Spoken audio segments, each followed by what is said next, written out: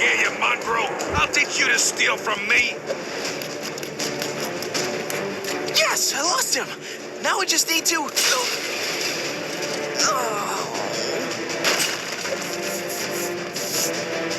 Ray, now look what you did. It's all ruined.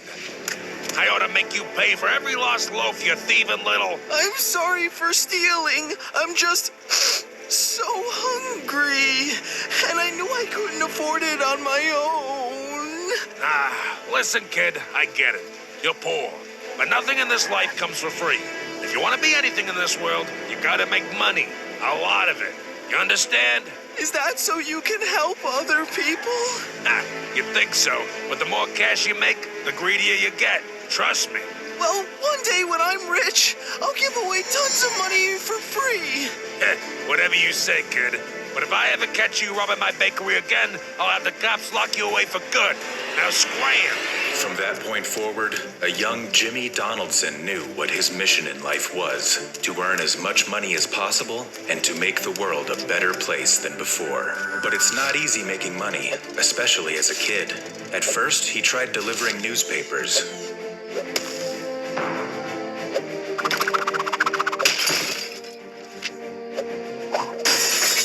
But his clientele weren't too thrilled with his services. Then he decided to start washing cars. Almost every family's got one of those. Unfortunately, the customers all seemed to prefer his direct competition. Eventually, though, he found something that worked. 25 cents? In this economy? Better be pretty great. It is, I promise. Wow. All right, Mr. Businessman. This is actually really tasty. You make this all by yourself? Sure did. And if this goes well, someday I'll have my own chain of restaurants with burgers, fries, and cookies. Maybe I'll even make my own chocolate bar, too. Wow, you're quite the money-earning machine. What a beast. You know what?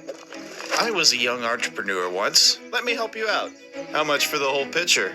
$20? Here you go. How in the world did you get all that money? I'd have to sell lemonade by the barrel to make that much cash. That's easy. It's this new thing called YouTube. You make one popular video, you're basically an instant millionaire. Whoa! That's what I'm gonna do. Well, good luck to you then, Mr. Beast. Mr. Beast. I kinda like that. With a new objective and a new name, Mr. Beast was determined to become a YouTube star. Only problem was, he was still broke. To make matters worse, he still didn't know exactly what kind of channel he wanted to be. All the most popular videos at the time were filled with hilarious comedy sketches or new parodies, but Mr. Beast was just a kid. He didn't know all about that stuff. So he decided to make his channel about something all kids enjoy: video games. Most of the money he had saved up as a kid went straight towards buying a computer, one barely even powerful enough to play games at all. He had to go dumpster diving to find the rest of the accessories. Now there was only one thing left he needed to begin his journey: an actual game. And there was only one that made perfect sense. Oh man, all the copies of Minecraft are sold out. Dang, really? I was looking to get that game too. It looks awesome. You know what other game looks great? Call of Duty Black Ops 2! Did we just become best friends? I think so.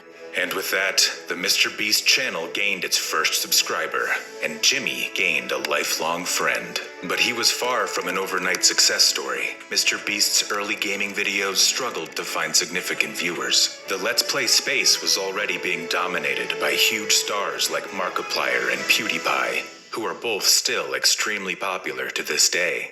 So he had to shake things up. Instead of exclusively just playing video games, he started talking about how much Let's Player YouTubers made.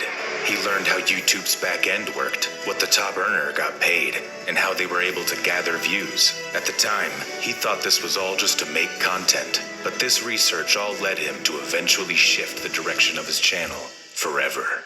Chris, I got an idea. I'm going to count to 10,000 on camera. Wait, what?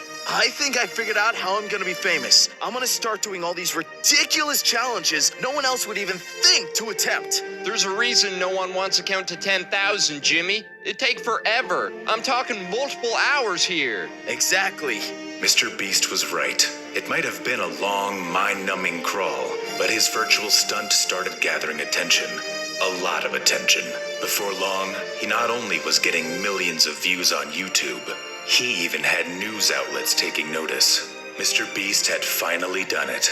He had made a viral YouTube video, one popular enough to bring in serious money. And here he was presented with a choice. With the money he'd earned, he could start spending it all on himself, buying fancy clothes and jewelry, or he could give it back to those in need, like he'd promised he would all those years ago. Well, one day when I'm rich, I'll give away tons of money for free. For Mr. Beast, the choice was simple. He was going to be kind. He gave away money to those in need, tipping pizza delivery guys and Uber drivers, donating to small Twitch streams, all while he continued performing wild challenges that gathered tens of millions of views from around the world. Soon, his challenges started to become so extreme that he needed a fully dedicated space. And with a new space, he needed to assemble a team.